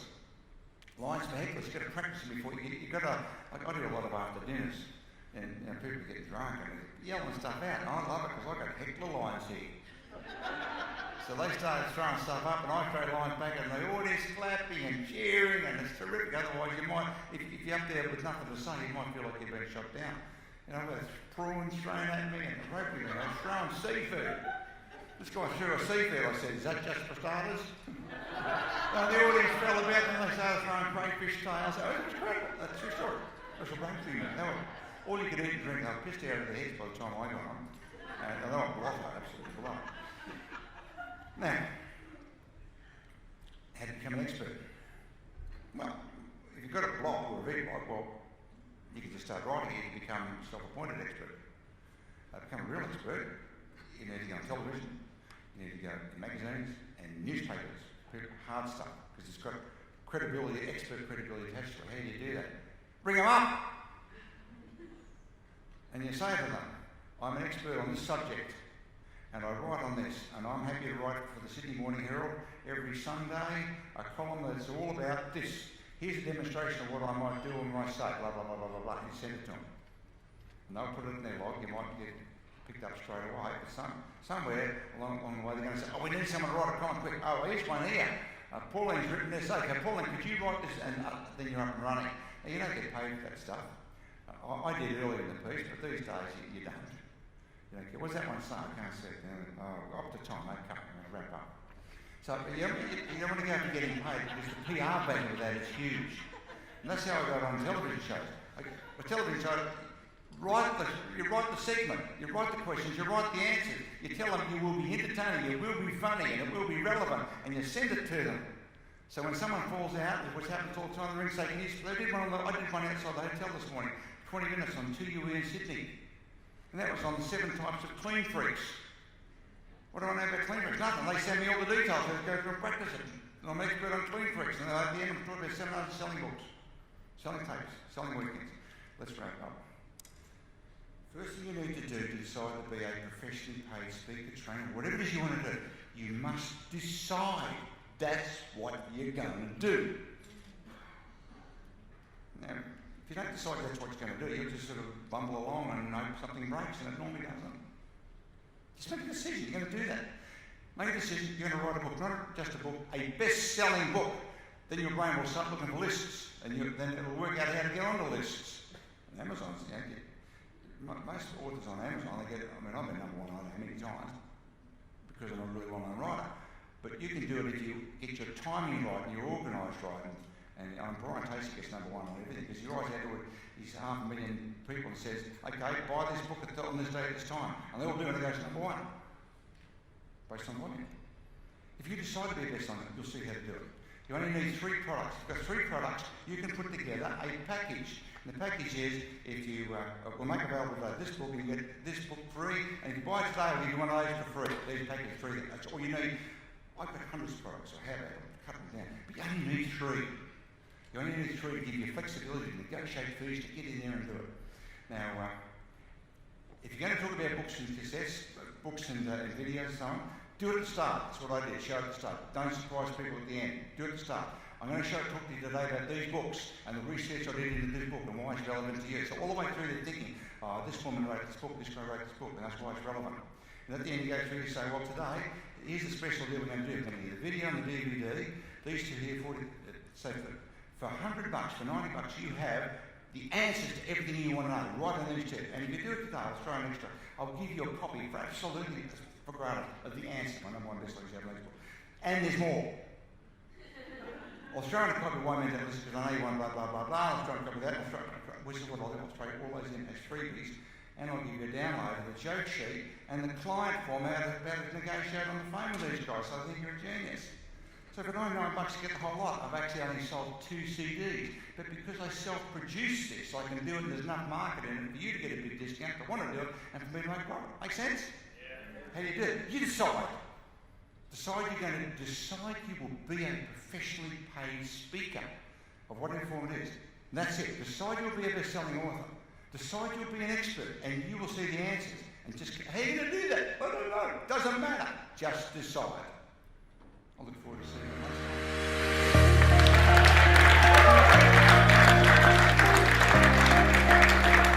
time.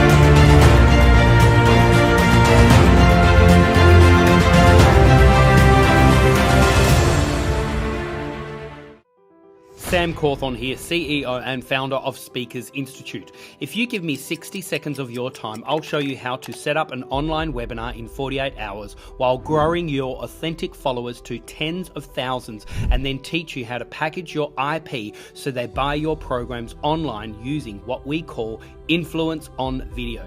What this means is you talk to camera, share your value, and then stack your offerings and create urgency in a way that makes it so irresistible that they click the button and purchase your high ticket sale. Talk with any of our clients globally, and I promise you will not find anyone that does what we do. All you have to do is to create an online event, share your ideas, and then stack your offerings just like this. And here's the big secret. Everyone is online right now searching for people just like you to help them learn things that you already know. There are people doing it right now, but they probably don't know as much as you. So right now is your chance to learn how to sell online, and my influence on video formula is easy to use and foolproof for anyone to master. Just recently, I did a 1.5 hour video online to only 40 people, and at the end, 10 of them bought my $4,000 product, all by one click of the button. It was seamless. So if you want me to show you how to influence on video, stack your offerings that make it irresistible, learn my exact script so you can come across authentic and real, and create urgency so then they buy immediately, then click on the link below and join my free masterclass.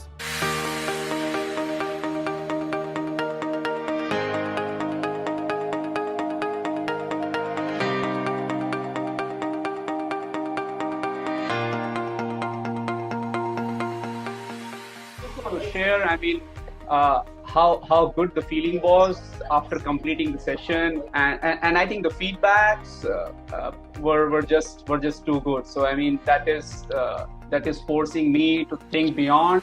I think it was pretty linear thinking earlier, and now it is pretty diversified. So that is very helpful. Thank you, Charlene, Christiane, and Sam, for obviously the benefit and the inspiration you've given to so many of us, and to all the participants, because I think for me personally, this is the first time I've felt that I've been in such a safe space to be vulnerable and to make mistakes. And I know that a lot of us have shared some really traumatic events in our life, possibly for the first time publicly. So that's just been a really huge thing. So thank you for everyone for opening up, and for people to open up and be authentic. I'd like to firstly acknowledge you, Sam. Thank you so much for instituting the Speakers Institute, and all of the lovely people who've attended today. I think they've done an absolutely wonderful job. I think all of their stories are worthy of stage presence. I think you'll all go very far.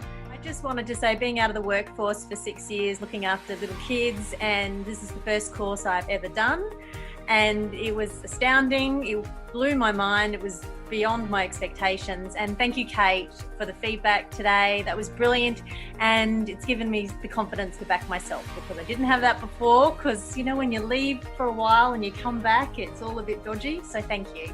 And it was really an experience which I was looking for, to give that push, the last push which is needed, because I'm very low on execution. So your story and your message gave me that push which I really needed. So thank you very much, and also to the fellow participant for bearing with me. Thank you, everyone. You've all inspired me today, and I want to thank you, Sam, for putting this on, and Christiane and Charlene inspired me to come through conversations we had, and so I'd like to thank her in particular, and got a lot out of it. So thank you, everyone, and thanks for all the lovely comments. First of all, I would like to say thank you, massive thank you to every single one of you. It was a great company. Proximity is power. I'm overwhelmed with all the love and energy and everything else. I've learned so much, and by this sheer circumstances, by now that I'm sitting at home and I actually can do it, I'm blown away that I'm actually doing it. It's amazing. And I really want to thank you, Sam, for this amazing course. Yeah, I just wanted to thank every single one of you, especially you, Sam, and all of the mentors as well. There can be at times where we're alone. We think we're the only ones, we feel like we're the only ones going through that, and to share would be to burden each other. but in a space like this, it actually brings us closer together. So thank you very much for sharing all your stories, and thank you for the opportunity. I'd actually just like to thank Sam and the team so much for everything you've done, but I'd really like to thank everybody else. I have learnt so much from all of you.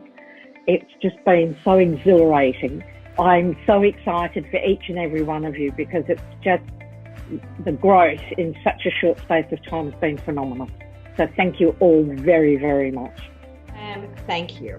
Thank you. Thank you. It has been absolutely awesome. I've learned a hell of a lot today, and I really feel like we're all improving. So thank you so much. It's been really awesome.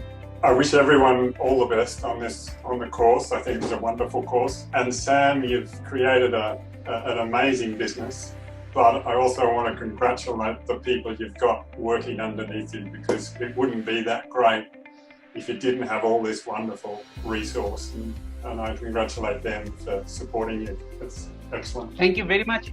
All the feedbacks were golden for me. I learned a lot. Plus, how I should not try to put all the information in those 6 minutes. I should let the audience absorb what I'm trying to convey. They should absorb my story, and so as the energy level should fluctuate properly at the right moment. So thank you very much for that. So I want to say, look, I've forever been doing courses and programs. I've probably spent over $350,000 in my life. This was worth every cent. I'm very, very impressed with the level of knowledge of the coaches, and they just kept offering gold nugget after gold nugget. Definitely was worth every minute as well. Yeah, I really want to thank the coaches, and I've noticed a difference in everyone as well over the last couple of days as well. So thanks. Guys, I just wanted to say my work relies on face-to-face workshops, speaking at conferences around the world. So investing in this course is really about looking to the future. So it's really an investment in the long term. It's been a really, really professionally put together course. So commendations all round to all of you. To all the staff from Speakers Institute, you guys have been really supportive and really, really lovely and encouraging. But to everybody else, for all of your honesty and your courage for stepping up here and just giving all, because I've learned so much from every single one of you, and it's just been really, really good. Thank you. My name is Sarah Cordner, and a long time ago, I was one of the proteges. Now, back then, I had absolutely no idea where I was going to go. I was an expert in my field, but I was working very much in the corporate space. I also had no followers on any social media accounts. I had no email list. I had no people anywhere on a database that was out there in the public market. But I knew that I needed and wanted to get out, get online, and make a difference to the world. And I knew that the only way I'd be able to do that is to go out and start speaking, putting myself out there as an individual. And it was really confronting, because there's all these kind of things that we go through. Will people like me? Will people engage with me? Will anyone even care about what I have to say? Will people mock me? Will people criticize me? Will I be torn down by my competitors or trolls? So I had all of these worries, like everyone else does, not knowing where I was going to start. You know, do I start with the logo, the website, the message, the thing, the branding, the story? It's all very, very overwhelming. So I want to reassure you guys that I was absolutely there. After going on Sam's program, I have gone on to win multiple awards. I have now got over 20,000 students in 146 countries. I have been listed by the Huffington Post as one of the top 50 must-follow female entrepreneurs. I've published 12 books, 5 of which have gone to international #1 bestseller. I recently was headhunted by a university and now hold the record for being the youngest university director in Australian history. And I have done all of this from working in the spare bedroom in my house. I now have a multi-million-dollar education company with children running around. And one of the things that I really want to make clear to other people is that everyone can do this. Every single person. I had no special starting point. I had no investors. I've never had anyone give me money. I absolutely have just started on the corner of a kitchen table with nothing but a dream, a drive, and an ambition. And that is the only thing you need to get started.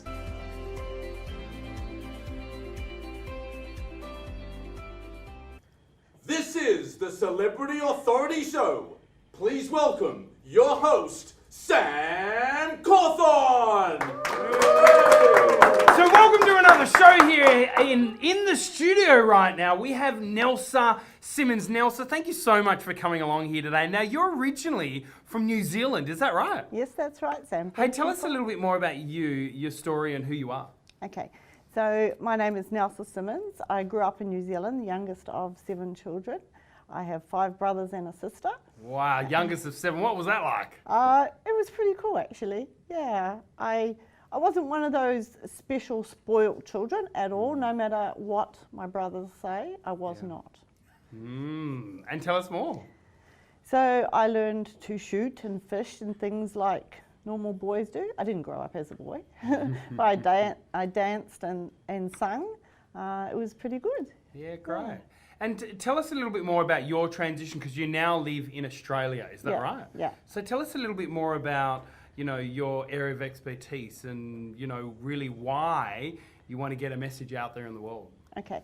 So my area of expertise, I'm an expert and public speaker in mental health and education. And I offer to the world a different way of dealing with things like crisis and trauma. The world has a lot of drugs and things that we cope with, addictions and hard times. And I wrote a program called This Is Who I Am to look at... And that's on your T-shirt right now. That's on my T-shirt. Very cool, yeah. Yeah. So I moved to Australia as young married, and unfortunately the marriage broke down, but we had 5 amazing children in that time. But during that process, I shut down because of traumas through my own childhood, and then in the marriage I ended up marrying a narcissist. And in my shutting down, 3 of our children ended up in rehab, and one of them was missing on the streets for 2 years. So I had written a program during that season, and with the marriage breakdown, we ended up being homeless. Well, actually, we weren't all homeless because 2 of the boys were in rehab, but I got an opportunity to put into place the things that I had written into the program, and we ended up getting ourselves on our feet. So Nelsa, tell us a little bit more. Look, I'm sure there are people out there that might actually be going through a really tough time in their relationship and in their marriage. How did you navigate that dynamics with, you know, as you say, you were living with a narcissist, yet at the same time you were trying to be the greatest mum for these 5 kids.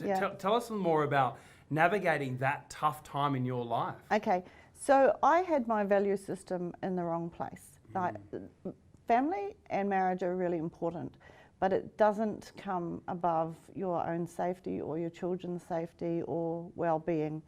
So I had to really look at my value system, and I'll take one thing that troubles the world at the moment, which I also had struggled with, which was anxiety. So I looked at my value system and I thought, I have got to get out of this situation. I have said to you before, Sam, that fear is not going to beat me.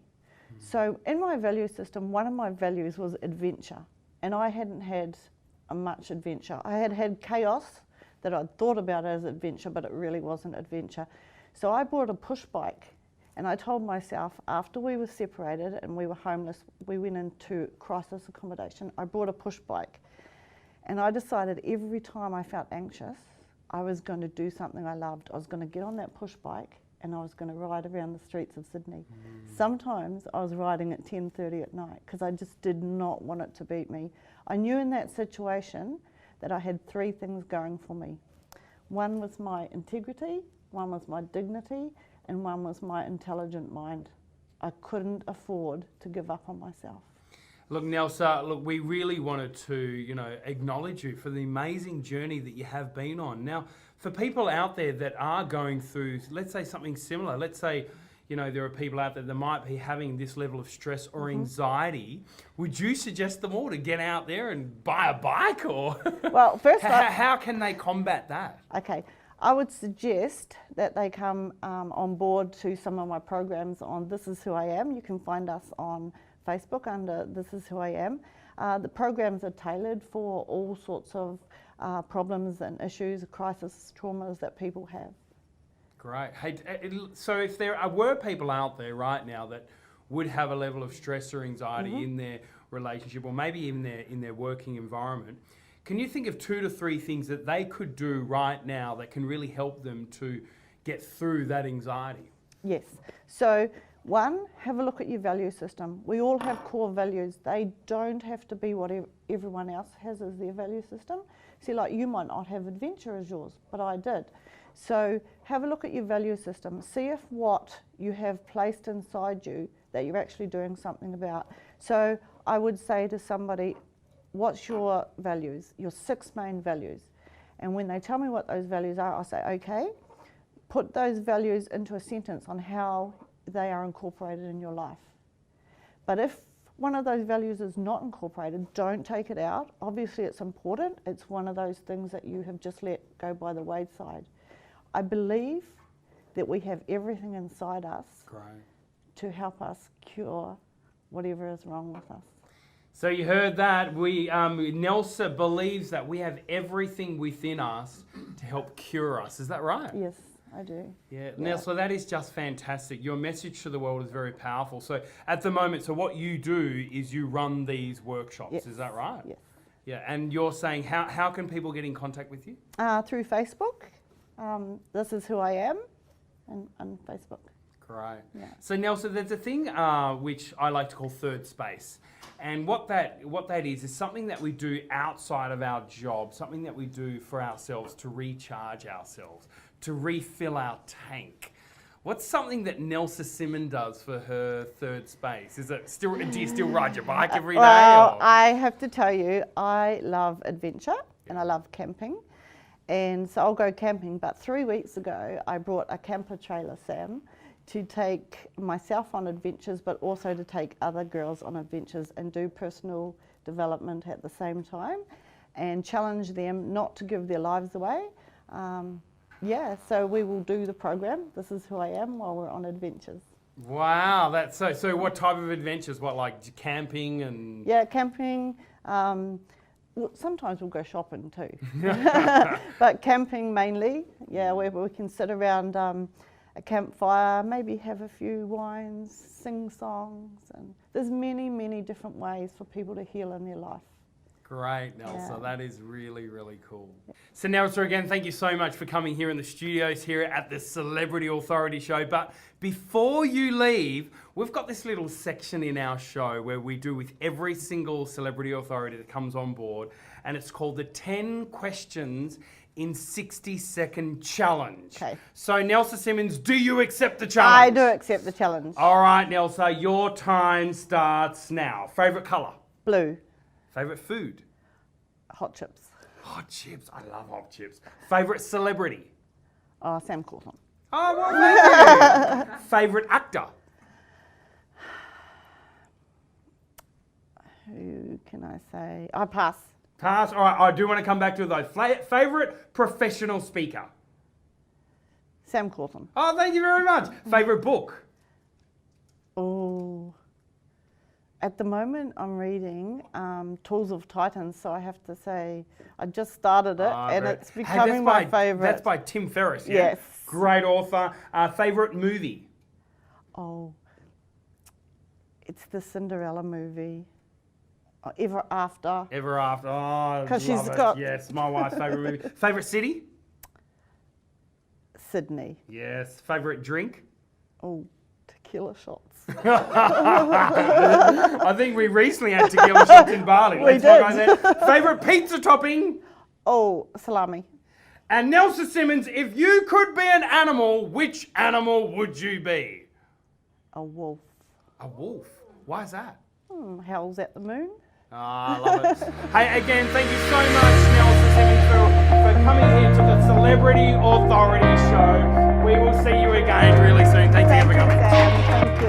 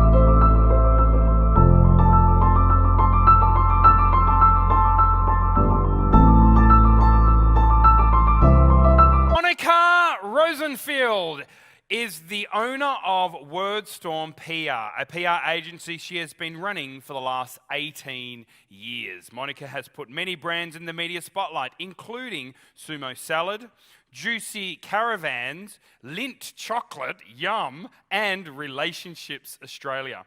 Monica is passionate about educating entrepreneurial-driven businesses and non-for-profit organisations on how to use the media's thirst for content to their advantage. Ladies and gentlemen, please put your hands together for Monica Rosenfield! I started Wordstorm after working at a current affair. Now, I know that's a trashy program, but I'm glad I was working on that show and not hanging in the garden with Don Burke. Now, I'd like you all to please close your eyes and think of your favourite celebrity. Now imagine you're in an office building waiting for an elevator. The doors slide open and there in front of you is that very celebrity standing on their own. Your heart skips a beat. You really want to say hello, most definitely get a selfie, but something is stopping you.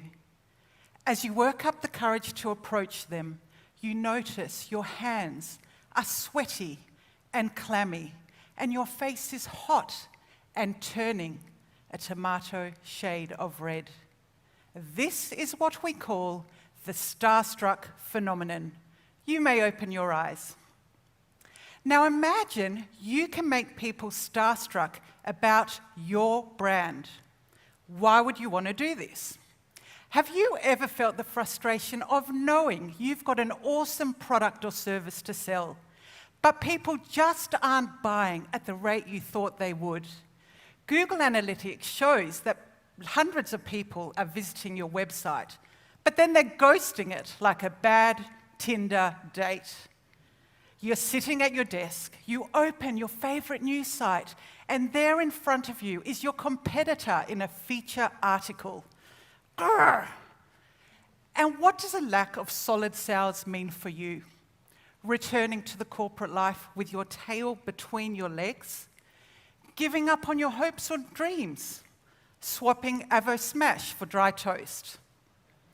You've been told you need to master Facebook advertising, influencer outreach, Instagram, create a funnel, do LinkedIn videos. Is anyone feeling overwhelmed yet?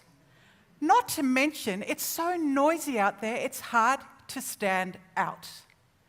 The good news is that there is a platform there for the taking that will transcend your message above the noise and create instant trust and credibility for your brand. This, ladies and gentlemen, is the media. I have worked in media for over 20 years. I started in London working for a TV production company before hanging up jackets and making really bad coffee. I got a lucky break when I was promoted to the fashion documentary team, and I really had to pinch myself. Here I was, just an ordinary Aussie gal, sitting in the front rows of London Fashion Week, oohing and eyeing with the rest of the fashionistas as Kate Moss strutted her stuff down the stage. Talk about being starstruck. Eventually, London weather got the best of me, and on my return to Sydney, I got a job working as a producer for a current affair. So essentially, you could say I traded in Kate Moss for Mike Munro. Slightly less glamorous, I agree. But it was here that I saw the potential for businesses to get TV exposure and catapult to a whole new level of success. You see, I was being contacted all day long by PR people, business owners, very, very angry neighbours, all wanting their story on air, but not knowing how to go about it. Not-for-profits who are making a positive change in the world. I want to inspire them with the secret weapon, the starstruck phenomenon. Research shows that the more we see a certain face through our external references, the more we put it up on a pedestal. And this is what is known as the exposure effect. So with this in mind, making people starstruck about your brand is very good for business. Let's take Michelle Bridges, for example. In the 90s, Michelle was busy building her career in the fitness industry, but she saw a gap in the market for an aspirational female role model in her 30s, and Michelle made a business decision to build her profile in the media. Now, it just so happened that Kerry-Anne Kennelly trained at the same gym where Michelle trained, and Michelle admits to literally chasing her around the gym, and I don't think Kerry-Anne stood much chance, until she got the chance to negotiate 5 free fitness segments on her morning show to prove her appeal. Well, as we all know, she became a household name, which led to her being chosen to launch the Biggest Loser house. And from here, her profile just skyrocketed. And in 2015, BRW listed her net worth as a cool $53 million. Not bad for a personal trainer. Now transport yourself back to that office space where you're waiting for a lift. The doors slide open, and there in front of you is Michelle Bridges on her own. Your heart skips a beat. As you step into the elevator, you want to say hello. Most definitely get a selfie while you suck your stomach in. But something is stopping you. Your hands are sweaty and clammy, and your face is hot and turning a tomato shade of red. Michelle has most definitely created the starstruck phenomenon for her brand. And each of you in the audience can do this for your business too. Why? Because media are thirsty for content. Thirsty for content, and you all have awesome stories to share. Now, I'm going to teach you 3 things we do each and every day to get our ordinary clients in the headlines. So, are you ready for this? The first one is the business angle. Now, when most people think about pitching their business story to journalists, they think they need to razzle-dazzle them with impressive numbers and exponential growth. But what journalists really want to know about is the heart of the story. What inspired you to start your business? What challenges have you overcome?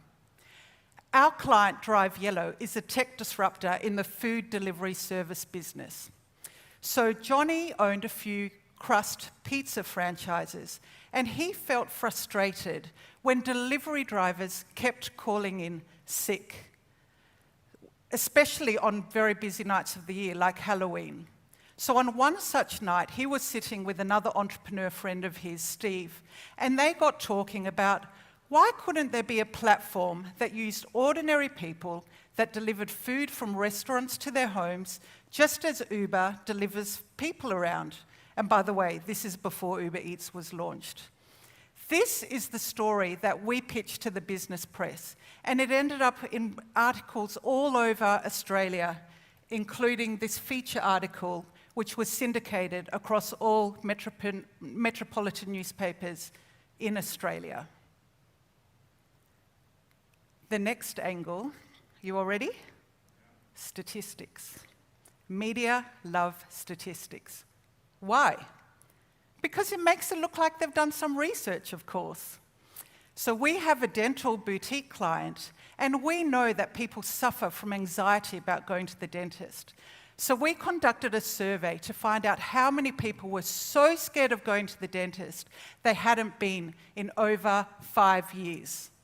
We came up with a whopping 80%, and we used this to get articles about our dentist in a whole range of Australian media, where he could talk about how he helps his patients overcome dental anxiety.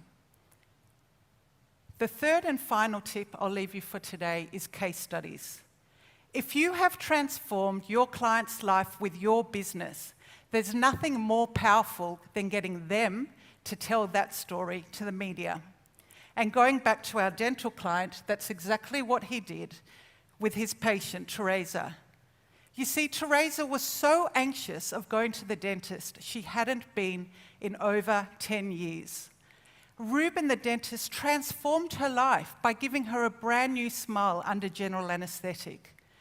And this really did change her life because she was a real estate agent, and it's really, really hard to sell property when you have to talk like this. She was so happy with the service that she agreed to go onto the Today Show, not to mention it was great publicity for her business, and where she was interviewed about how this smile transformed her life. And as you can see, she was sitting next to the dentist who got the chance to educate Australians about he can help them too.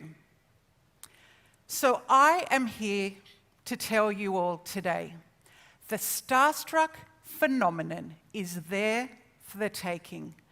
Go out and get it and watch your business soar. Thank you.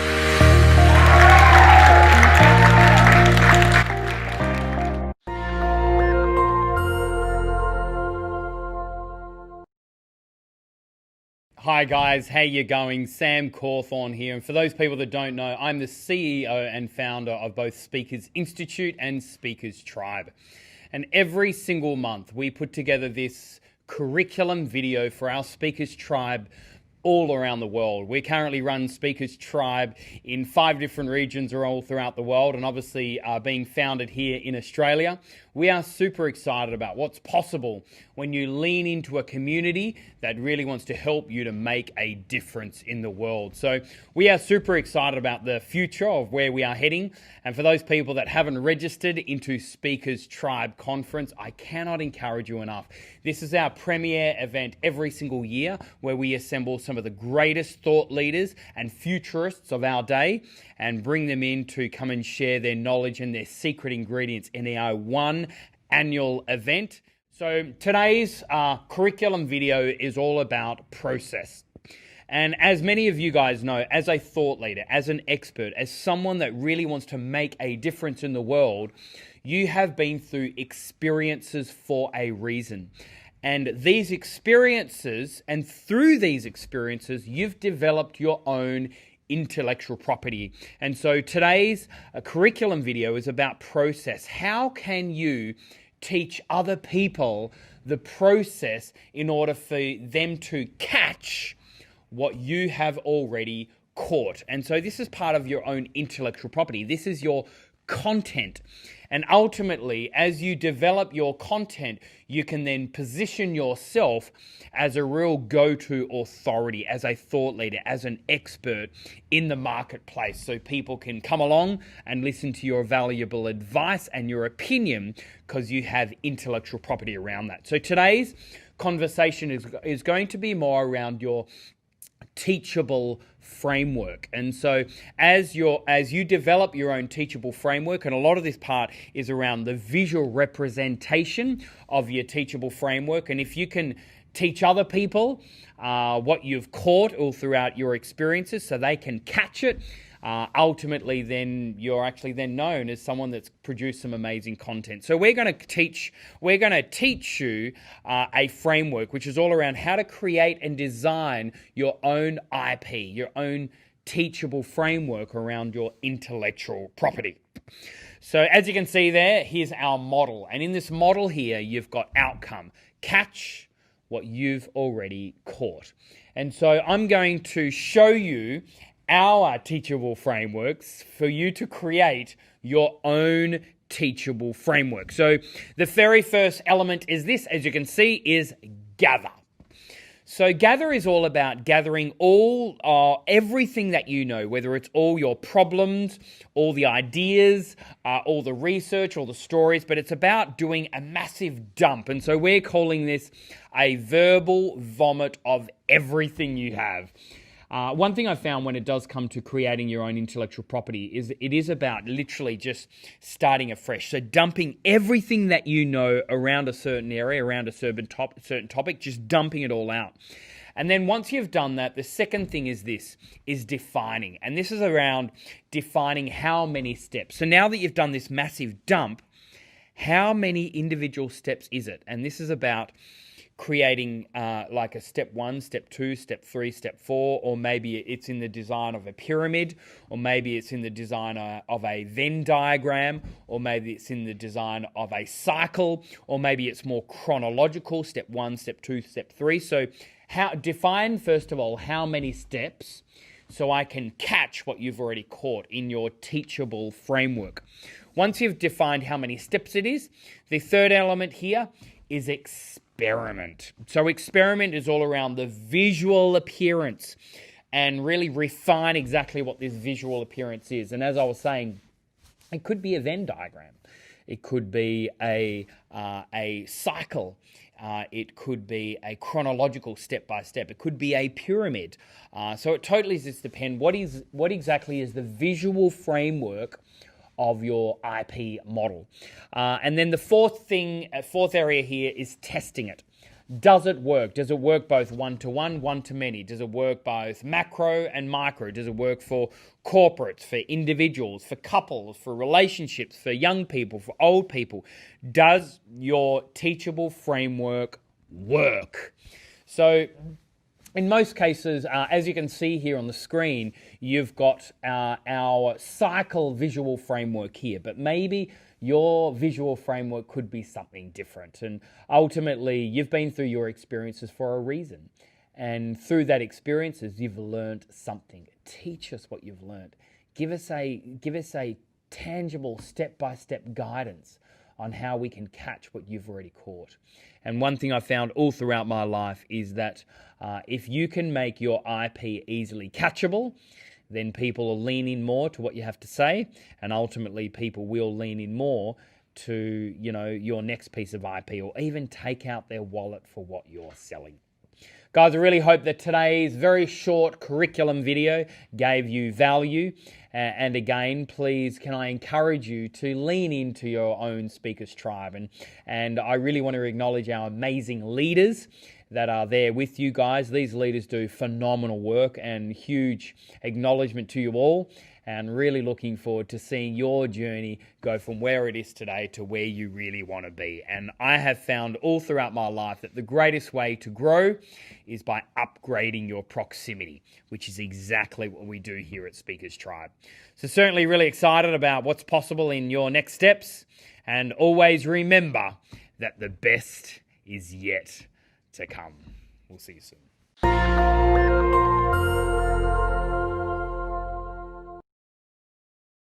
Friends, how many of you have felt that I need to move away from my comfort zone? Yes? One thing I learned is to emotionally connect with your audience, and through the story showing part was very, very impactful. So that's what I'm going to take it forward, is to emotionally connect with my audience. Your growth, my growth, is not in the comfort zone. Attending the one-day session with Sam, that really inspired me, because it is to take me from the level of a normal trainer. I want to be an influential trainer. See, I felt Sam is the right person, and this boot camp can really help me in that.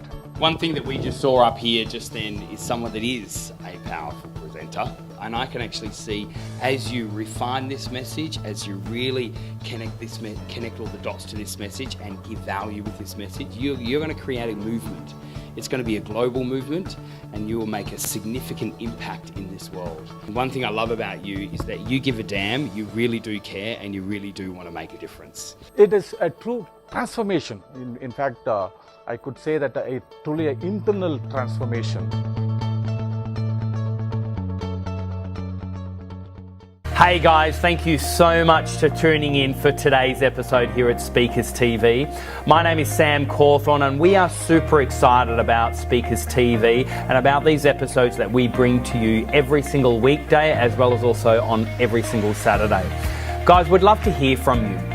If you've got any feedback at all for us, or maybe you want to comment right now in the chat bar about what was your biggest takeaway from today's session. But also, not only that, why don't you join us So here at Speakers Institute, we do have a number of programs such as our online boot camps or our protege program. At Speakers Tribe here, we're all about running these big, large annual conferences every year, but also not only that, there is an annual membership that you can get where in your city we do have tribe gatherings, all really encouraging you going from where you are today to where you really want to be. Or maybe you want to tell your friends and your family about Speakers TV. But can I please encourage you, why don't you like this page? Why don't you join us each day? Why don't you tell other people about these episodes? Because we are all about really helping you on this journey to becoming that recognized voice of authority, for you to find your message and your story and get that out there into the world. We are super excited about your journey, so please lean in and join us today. To your success, my name is Sam Cawthorn, and don't forget, the best is yet to come.